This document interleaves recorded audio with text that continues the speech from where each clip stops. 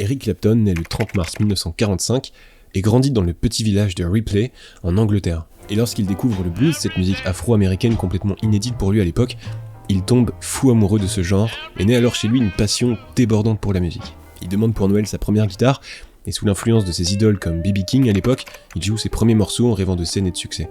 À 15 ans, le jeune Eric Clapton, fan de B.B. King, il est très loin de s'imaginer que des années plus tard, il allait jouer dans la cour des grands, aux côtés de ses idoles. That I've been around the world. I've played 90 different countries around the world, and I've met many people, kings and queens. But I've never met a better man, a more gracious man than my friend. I like to call him my friend, Eric Clapton.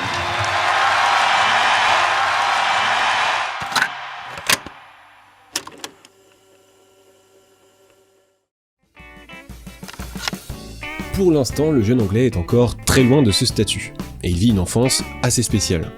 Mais vraiment spéciale, là c'est pas pour faire genre, il a un passé hyper atypique, mais vous allez voir. Déjà, dès petit, le jeune Clapton, il est très timide. Il ne parle pas beaucoup, mais à côté de ça, il est très créatif, il dessine beaucoup, il recopie des dessins de ses BD préférés, et surtout, il lit énormément. À part sa timidité, il vit une enfance assez banale en apparence, mais ce sont que les apparences. En effet, à 9 ans, sa mère lui annonce quelque chose qui va changer sa vie et son rapport au monde. Elle lui annonce ni plus ni moins qu'elle n'est pas vraiment sa mère. Elle lui annonce qu'elle est en fait sa grand-mère et que la vraie mère d'Eric, c'est celle que Eric prend pour sa sœur partie vivre au Canada. Bon, c'est compliqué, ça fait beaucoup d'un coup, surtout pour un enfant de 9 ans, il est complètement déstabilisé parce que ce qu'il était censé connaître le mieux était en fait un mensonge, mais ça s'arrête pas là, parce qu'en fait si sa grand-mère lui annonce qu'elle n'est pas vraiment sa mère, c'est parce que la vraie mère va faire son grand retour. Alors comme ça on pourrait se dire que c'est une bonne nouvelle, que ça va lui faire un choc, c'est sûr, mais au moins il saura vraiment toute la vérité, il va connaître sa vraie maman, etc. Mais pas du tout. Lors de la rencontre, Eric est très perturbé. Normal. Il est très silencieux, mais il finit par prendre son courage à deux mains, alors qu'il n'avait quasi pas échangé une seule fois avec sa mère, qui d'ailleurs ne le calcule pas.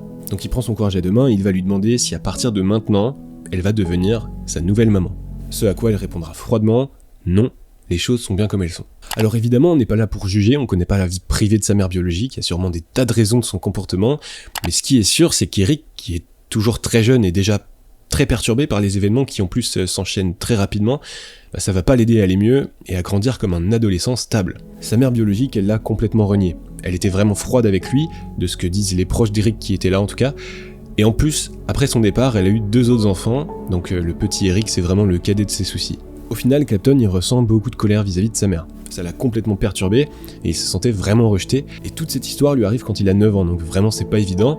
Et après ça et de son propre aveu, Eric il commence à faire des bêtises. Il ne fait plus confiance à personne, il lâche un peu l'école, il lâche même la guitare qu'il a eu à 13 ans pour son anniversaire. Mais heureusement pour la musique, il l'a repris par la suite.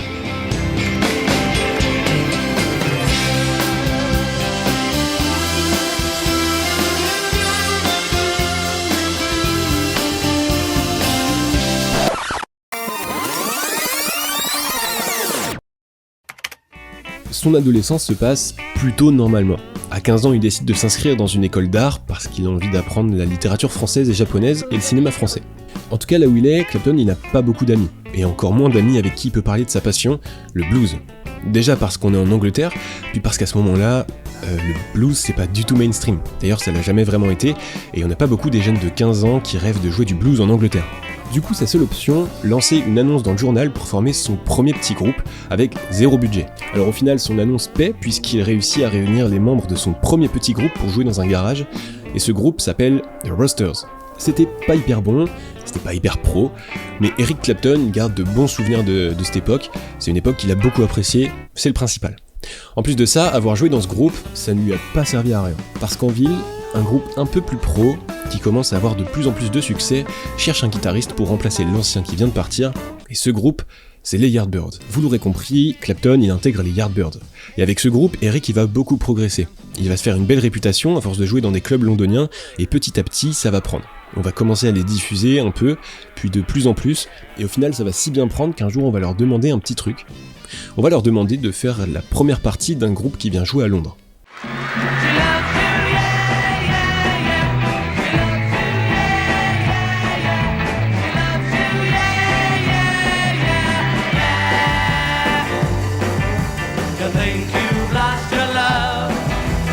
c'est là que tout va aller très vite. Les Yardbirds vont participer au Christmas Show des Beatles en 1964. Et c'est là que la vie d'Eric Clapton va changer, mais pas seulement pour les raisons qu'on peut imaginer, et vous inquiétez pas, on va y revenir. Bien sûr, pour le groupe et le guitariste, cet événement c'est une opportunité en or de se faire connaître, de passer d'un niveau de célébrité à un tout autre niveau. C'est bénéfique sur plein de points, mais pour Clapton, il y a un avant et un après cet événement, et ce pour deux raisons. Déjà la première, c'est concernant son groupe. Il trouve de plus en plus que la musique des Yardbirds se réoriente vers un style bien plus mainstream, bien plus pop. Et ça lui plaît pas trop, lui qui vient du blues et du jazz et du rock, donc des genres bien underground. Bon bref, le changement de style des Yardbirds, c'est le changement numéro 1. Le changement numéro 2, c'est qu'Eric Clapton il se lie d'amitié avec George Harrison, qui n'est autre que le guitariste des Beatles. Et ça va avoir énormément d'importance dans son histoire, mais encore une fois, pas seulement pour les raisons qu'on peut imaginer. Et vous inquiétez pas, on va y revenir. C'est comme ça que petit à petit, Clapton il va se rapprocher de plus en plus du cercle très fermé des Beatles. Bon, à côté de ça, Clapton il finira par quitter les Yardbirds pour rejoindre un nouveau groupe, Cream.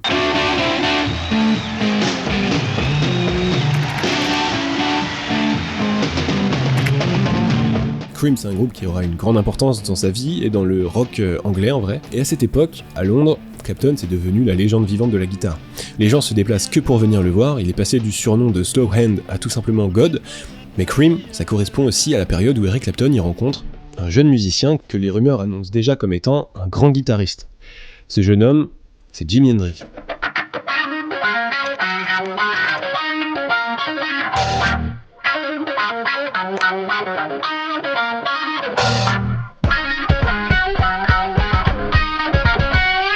Un jour où Clapton joue en concert avec Cream, Hendrix, qui était encore anonyme à ce moment-là, a l'audace de demander au groupe s'il peut venir jouer un petit truc sur scène. Le groupe accepte, et Hendrix se branche sur l'ampli avec son approximation légendaire et se met à jouer. Son jeu était si impressionnant et si inédit que Clapton est descendu de la scène pour s'allumer une clope. Voilà. La clope de la honte, Eric il se sentait menacé comme jamais par ce jeune qui semble doté d'un don pour la musique. Il est venu sur scène pour lui voler la vedette, pour lui voler son show. Bon, en réalité, malgré cette rivalité un peu sortie de nulle part, Clapton et Hendrix, ils s'entendent bien, ils se lient d'amitié, ils traînent pas mal ensemble, et ensemble ils vont faire pas mal de représentations dans les soirées. Donc vous l'aurez remarqué, entre Jimi Hendrix, les Beatles, Aretha Franklin et j'en passe, Eric Clapton, c'est plus du tout un guitariste de garage band, il est clairement assis à la table des grands. Et ça, sa copine de l'époque, Charlotte, elle va bien le remarquer, elle qui vient de France et qui mène une vie totalement anonyme et totalement normale. En effet, quand elle rencontre Eric, elle passe de fan des Beatles parmi des millions d'autres à invité privilégié des membres du groupe, en particulier George Harrison et sa femme, avec qui elle et Clapton passent énormément de temps. Et d'ailleurs, Clapton passe tellement de temps à fréquenter le couple que forment George Harrison et Patty Harrison que ça va mettre la puce à l'oreille à Charlotte. Au final, Clapton et Charlotte ils vont se séparer, entre autres parce qu'Eric il ne communique pas beaucoup, elle a même dit que des fois il répond avec sa guitare. Puis de toute façon, il passe bien trop de temps chez George Harrison et sa femme, et d'ailleurs sa femme, s'il y a bien une chose que Clapton n'a pas pu cacher à Charlotte, c'est que Clapton est tombé fou amoureux de Patty, la femme de George, son meilleur ami. Bon, c'est une situation compliquée, le pauvre il y peut pas grand chose, mais il est tellement amoureux d'elle qu'il pense à elle tout le temps. Il est obsédé par elle. Il va la voir dès qu'il peut, puis il voit bien que Patty, il y a quelque chose de son côté aussi, quoi. Il sent bien qu'il a peut-être une chance. Donc plein d'espoir, un soir, il décide de lui écrire une lettre. Une lettre où il lui déclare sa flamme. Mais ça ne marche pas. Patty, elle est touchée, mais elle reste fidèle à George. Donc bref, Clapton, c'est pas la meilleure période de sa vie, surtout que c'est à ce moment-là qu'il décide de créer un nouveau groupe avec des amis musiciens, et c'est à peu près à ce moment que Clapton il va franchir un cap concernant sa consommation de drogue et d'alcool. Il est tellement drogué, et il est tellement drogué à longueur de temps, qu'il déclare des dingueries en public sur lesquelles il est obligé de revenir. Il se prend la tête en plein concert avec des gens du public, il dit en interview qu'il n'aime pas la vie et qu'il ne vivra pas longtemps, il est H24 enfermé chez lui, bref, il plonge complètement dans l'addiction, et aujourd'hui il dit lui-même qu'il ne supporte pas regarder des extraits de lui venant de cette époque, tellement c'est visible à quel point il est atteint quoi. Et en plus à la même période, son père décède d'une tumeur au cerveau, Jimi Hendrix meurt d'une overdose, ce qui l'affectera beaucoup, donc vraiment c'est pas la meilleure période de sa vie, et son état est assez inquiétant. Bon, à côté de ça, il faut quand même un côté positif, et ce côté positif, c'est l'album que préparent Eric et son nouveau groupe. Cet album, il va très bien marcher, et ils ne le savent pas encore, mais ils viennent de réaliser l'unique album que ce groupe réalisera. Et c'est un classique. Did you see it? Did you see what? Wow! Le magazine Les Rolling Stones l'inclut dans le top 500 des meilleurs albums de tous les temps, et le tube de l'album est classé 27ème dans un classement du même magazine consacré aux meilleures musiques jamais réalisées. D'ailleurs, vu qu'écrire une lettre à Patty n'a pas marché, dans cet album, il va lui écrire une chanson, même plusieurs. Et c'est marrant parce que c'est justement le plus gros succès de l'album, et vous la connaissez sûrement.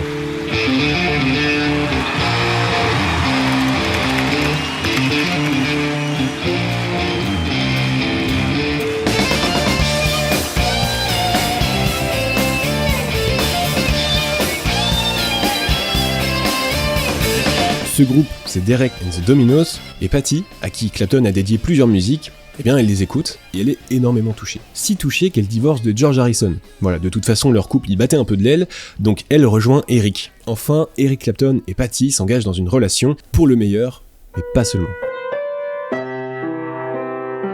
Tous les problèmes de Clapton cités précédemment, ils sont toujours présents. Malgré la présence de Patty, ça va pas forcément mieux, surtout sur sa consommation d'alcool qui ne diminue pas, et il se décrit lui-même comme un vrai connard. Il allait même tellement mal qu'il a déclaré en interview que son amour pour l'alcool, c'était la raison pour laquelle il ne s'était pas tiré une balle lui-même. Son état est toujours aussi inquiétant, et ce qui devait arriver arriva. C'en était trop pour Patty, qui a mis un terme à la relation. Voilà, c'était très court, elle est quand même revenue, mais pour un bref instant, puis de son côté, Clapton, qui ne va pas mieux, il fréquente une autre femme, même s'il aime toujours Patty, mais cette nouvelle femme, Lori Del Santo, avec qui il n'a pas une relation vraiment sérieuse, elle va lui annoncer qu'elle est enceinte de lui. Alors comme ça, on pourrait se dire que c'est un problème de plus, que ça arrive pas au bon moment, mais c'est justement parce que ça arrive au pire moment que l'effet qu'aura cette annonce sera remarquable. Il va devenir père, et ça lui fait un choc immense. Et c'est la naissance de son fils Connor qui finira par avoir raison de ses addictions.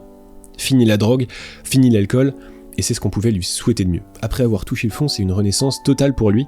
Il passe du temps avec son fils, il se sent mieux et ça va mieux avec George Harrison, avec qui les relations s'apaisent. En 86, son album Journeyman, sur lequel George a composé, est son premier album à recevoir le double disque de platine.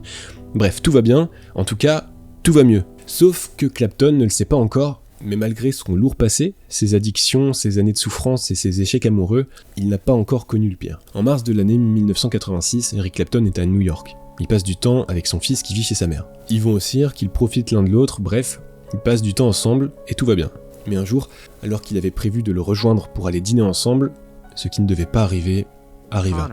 Connor was just 4.5 years old when he tragically fell 53 stories from an open window where he was living with his mother in New York City. Connor Clapton, le fils d'Eric Clapton, décède d'une façon absolument terrible. Une chute du 53e étage de son immeuble à cause d'une fenêtre laissée ouverte. Donc à ce moment-là, Clapton, il est détruit, d'autant que l'accident est très impressionnant et très violent, même s'il n'était pas là au moment exact de la chute de Connor.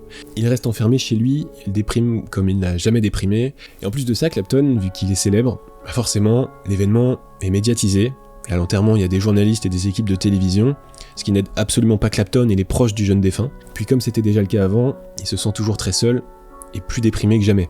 Et puis bien sûr, pour couronner le tout, il est toujours très amoureux de Patty. C'est sûrement l'événement le plus terrible qu'il n'ait jamais traversé, mais c'est parfois des pires douleurs que naissent les plus belles œuvres.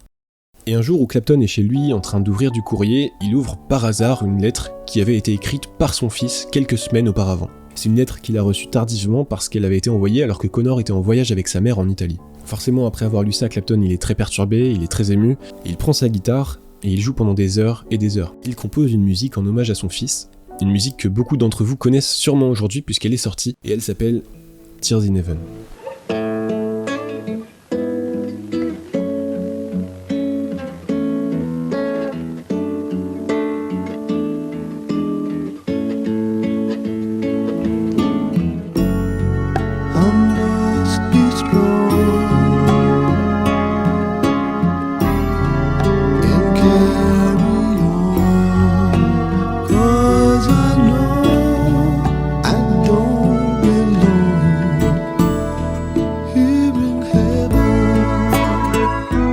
Voilà, cette tragédie, c'est vraiment sûrement ce qui lui est arrivé de pire, mais Clapton, il a décidé de tourner du mieux qu'il pouvait le tragique en positif. Bien entendu, sa musique lui a fait beaucoup de bien, il a fait quelques rechutes, mais il est allé en cure de désintox pour ses addictions, et il s'est soigné pour de bon. Après ça, il va continuer d'écrire et de composer. Il va beaucoup s'investir dans des associations, des œuvres de charité, il va même jouer gratuitement dans des prisons, enfin bref, c'est admirable. L'année suivant la tragédie, en 92, il reçoit un Grammy Awards du meilleur album pour son album live Unplugged, avec une standing ovation de zinzin.